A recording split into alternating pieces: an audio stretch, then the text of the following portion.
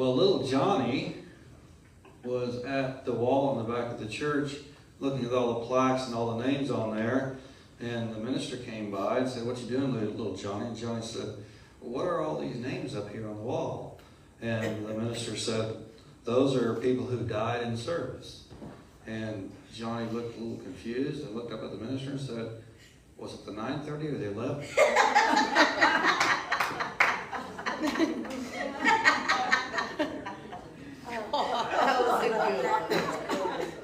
I think I probably told that one before, but I like it.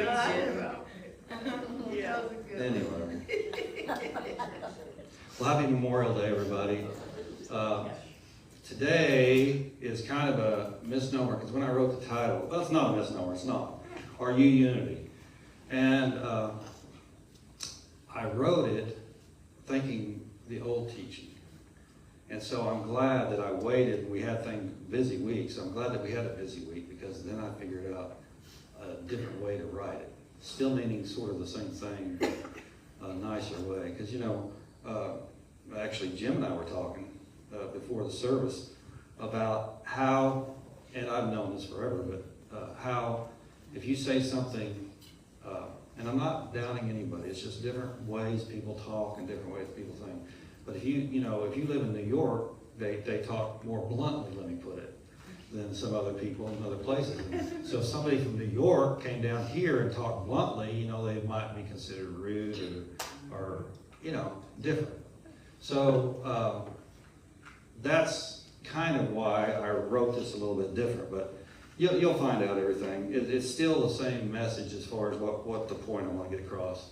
Because unity was founded on some simple principles, and this is going to be something that I think that we can all understand. The first principle was love, okay? And these you won't find in the unity book, okay? You won't find it in Charles Fillmore's writing, but I succinctly made it something that we could all kind of put categories on and understand the whole deal. So the three sections are love, self-understanding and development, and limitlessness. The last one, I don't know if Fillmore would have, I know that Fillmore talked about a lot. I know that he would have loved to see me do this, because that one we're going to get into here in a minute, but that one was probably his ultimate deal. So on the first one though, the first one, love, we can all agree and understand what love is to us. But as far as maybe, well, hopefully both a carnal sense and a spiritual sense. But love, as Jesus tried to teach, although it was kind of lost in translation somewhere, is our true nature. That's really what we...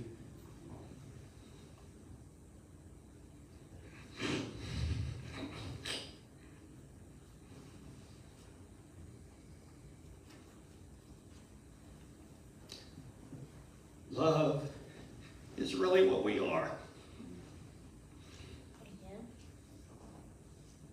And the reason, darn it, I'm getting a little emotional is because, all the things. I tried to turn my head from that video I showed at first, because, as all of you may or may not know, I know you've experienced yourself, is those that have gone before us meant something to us.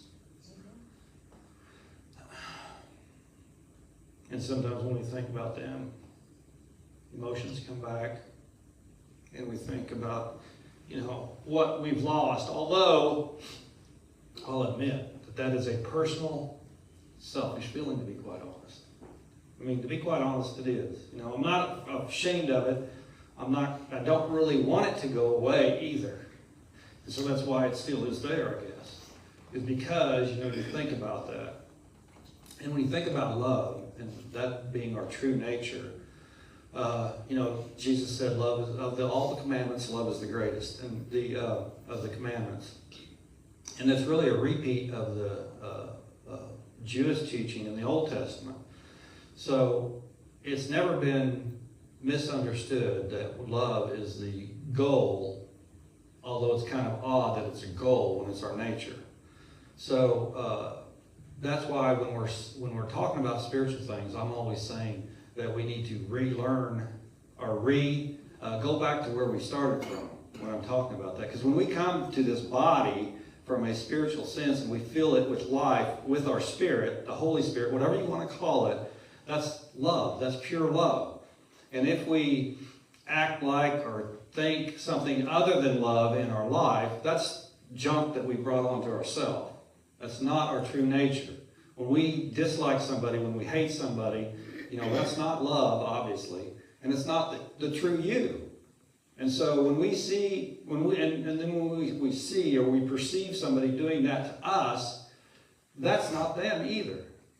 Being Memorial Day, it's always interesting how wars happen and and fights, whatever. Usually, when we're talking big thing, wars are big scuffles. It's the leaders have problems. And, it used to be, I've said this before, it used to be, a long time ago, before nations and everything, the leaders would have it out instead of sending other people to do their fighting for them, you know what I mean? And usually it's like the video said, it's our kids that go out there and then give up their lives. And so it's not really appropriate. It's not our true nature anyway. Love is our true nature, and once we recognize that, then we can get better at trying to express that. And it's not always easy. I understand that. It's simple, but it's not easy. And so sometimes when we're in our everyday life and we're expecting something and it doesn't go the right way, then we don't respond in love, right? And so, it's interesting with the boys because, when they want something, they want something. And when they don't get it, they're not happy about it. And so they're not expressing love usually when they do that. At least not to me. At least I don't think that's love and that's love. But that's just kids. But when we are expecting something and we don't get it, and we act like, or we think that that's not love, we need to go back to what our nature is and figure out maybe there's a better path for us to get to where we want to be. So love is not only the greatest commandment, but it is our true nature. And when we go back to our true nature, we'll find a lot of things that are more, or that are easier for us to live from. Memorial Day is honoring those who have gone before us, keeping our freedoms, which is true. It's like the joke I said earlier, talking about people who have died in service, but I've always known Memorial Day is more than that, and I think that most people have grown to that, but I don't know. I think a lot of people still are, Memorial Day is only a day for those who have been in the armed forces, and that's really, I don't think, the truth. I don't think that's how it should be celebrated. In fact, I haven't researched it yet, so don't take me on this, but I saw this morning, believe it or not, or yesterday, I don't remember, online, that, and I never had heard of this, and maybe somebody else has heard it, but the very first Memorial Day was a black Memorial Day, remembering, and I don't know if it's true or not. I haven't done an investigation. I'm going to. But the paper that it was on was real old, so it might have been, not a newspaper, but the paper that, the service was on. So I'm going to look into that. But it doesn't make a difference where it originated, really. I think Memorial Day should be something that remembers all those that went before us. Because even if you just think about the military end of it, the person, usually the young man, not always, there's young women too, but usually the young man or young woman, whichever, their family is part of them too.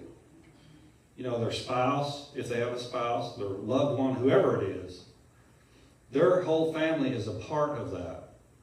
And so even when you're just talking about armed services, it doesn't include, it isn't just the person who gives their life. It's all those people that have given something.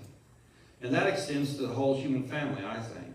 And that's why if we go back to our nature of love, then we can prevent the wars, figure out our different viewpoints about something without putting a sword to it. We don't have to go to that extent. Now, are there people in the world that think different and don't agree with that? Yes, there are. And we may have to keep warring for a while until we figure out how not to. We've done it so far. Hopefully we can figure it out, though, fairly quickly. Because Memorial Day is more than just fighting. What if we get to a world, hopefully soon, where we don't have any wars? We don't have any, everybody's free. Then that would be the ideal, wouldn't it? Yes. If we get to that point, then what is Memorial Day going to signify? I think it still should be an important, significant holiday that we recognize for people to recognize the oneness that we all have. The next one is, this is a slide from Charles Fillmore about what unity meant to him. It's universal oneness of God, man, and all creation. The only real unity is in spirit.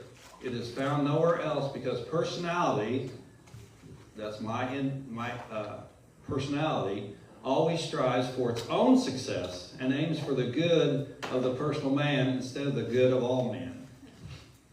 And this is one of the things that actually Fillmore struggled with.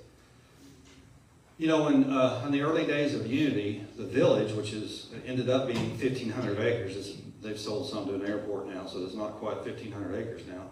But anyway, when it was up to 1,500 acres, what they used that acreage for was, first of all, it started being acquired during the Great Depression in the United States. So it was a tent city essentially, and they raised things, food and everything for people to eat there. They did all sorts of work and all. And it was kind of like a commune, to be quite honest. So when Fillmore had experienced all these things, as we have studied about, I hope, and learned too, of what's the best way to have a community,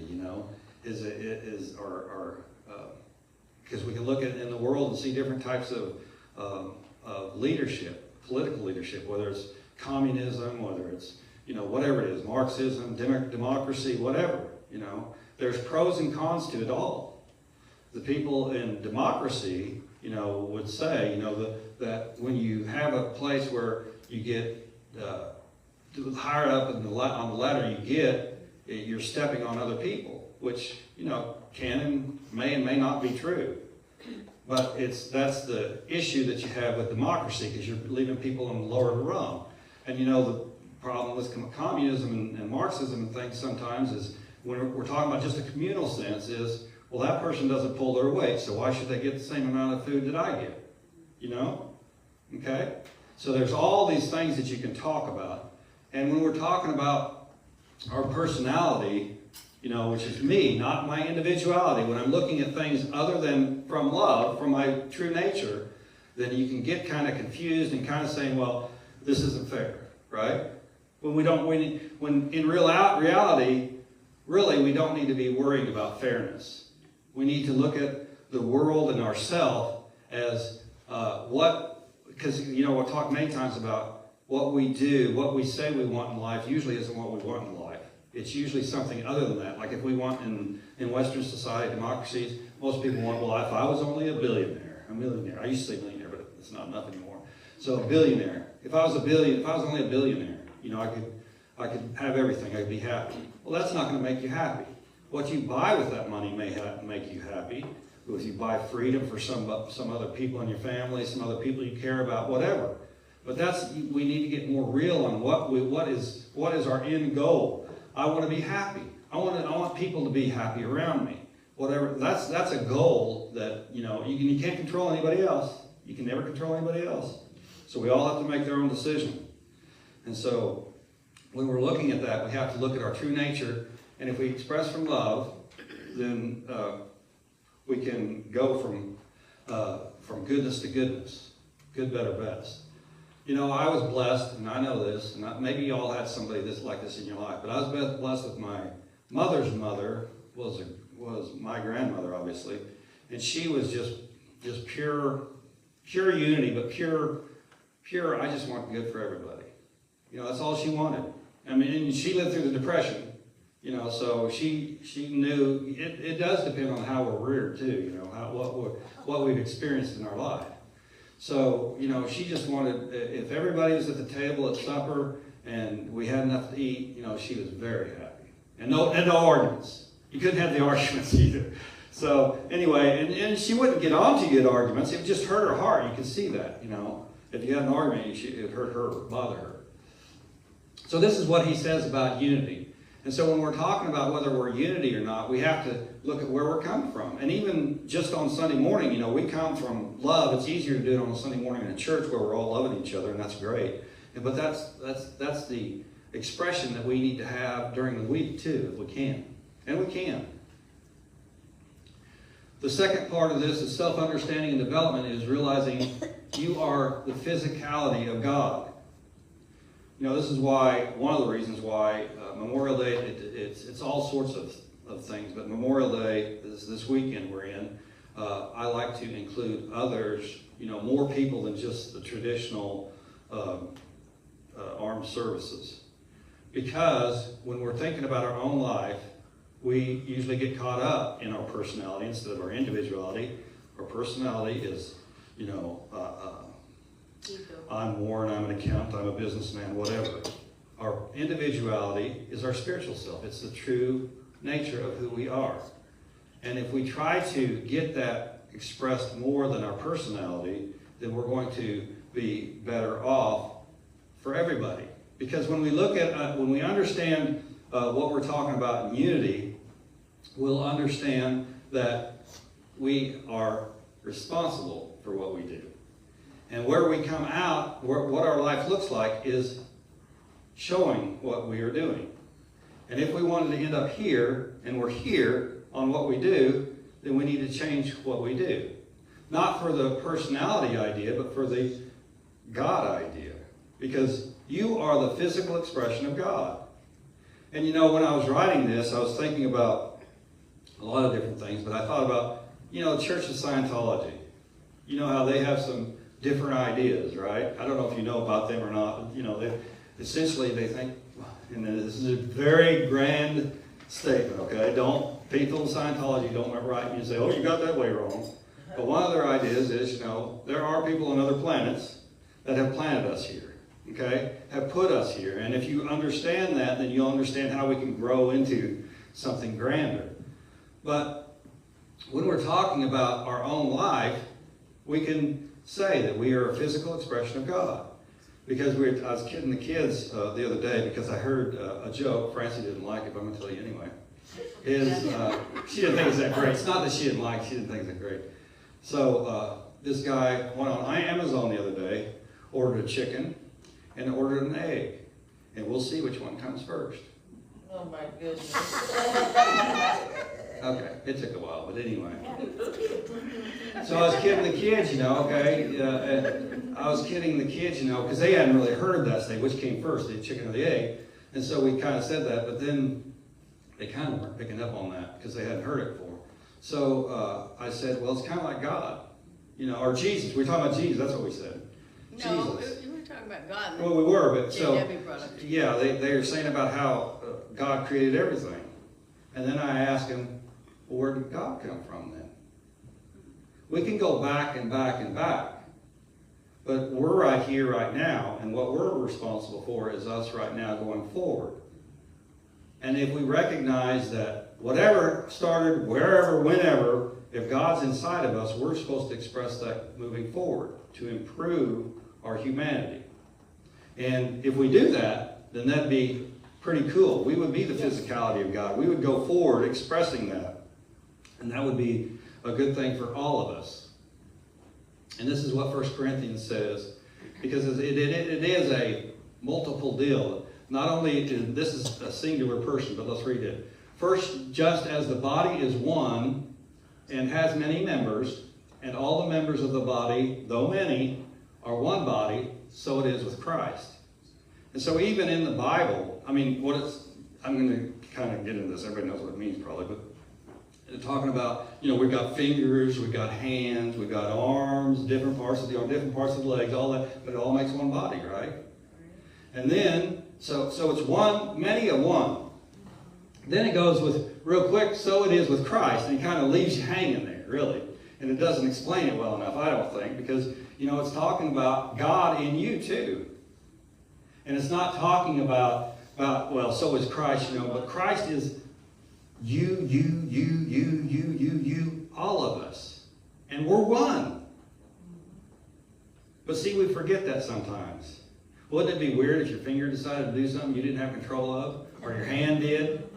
You know, it's like Paul tried to explain it too, and saying my right hand wants to do something, but my left hand does something else. It's kind of a personality statement, really, about how he does wrong when he knows better. Right. But anyway, if we look at that and recognize that, hey, you're one of my fingers, I got to have you, then we'll think maybe something different before we think, oh, that person's trying to hurt me, or I don't like that person for whatever reason. Because it's not about that. It's about living with one another and recognizing that the expressions that each of us have is a unique expression of God. It's not a difference that we don't, that is different, so I'm afraid of, and I should shun that person because we don't act and talk and look the same way. It's all an expression of God, and if we can, if we can figure that out, then we can understand that God is in all of us. You know, when I had a printing company for over 20 years. I don't remember how long time. Anyway, and I had printing presses that I ran all the time. No problems, all the time. So when I went up to the village, or when we went up to the village, when I got up there, I donated a couple of my printing presses up there. They were better, a lot better shooting than what they had. But they were already old. But anyway, I donated a couple of printing presses. And at some point, I don't remember when, at some point I was helping out in the printing room because they were behind, cleaning one of the presses so they could print on the other ones and then, come back and this one would be ready so they could go to the next color or whatever. And so I got my finger caught in the press and it pulled off the end of my finger. You'll see the middle one's shorter than this one. See how this one's bigger, the middle one? And I know it's just the middle one, it happens to be the middle one. And this one's about even with those. Because it pulled it off. It didn't cut it off, it pulled it off. It was a DC driven, and if you know electricity, it's a DC driven press. So that means an AC driven press, if you got something in it, it'd probably stop because of the tension. But a DC will keep going. And so it's a DC driven press and it just kept going. It took my end of my finger with it. Then they had to cut the bone off. Then they had to, that's the gory part. Anyway, so my finger is different than what it was before. And so, in fact, it's a problem now, but anyway, wasn't a problem before.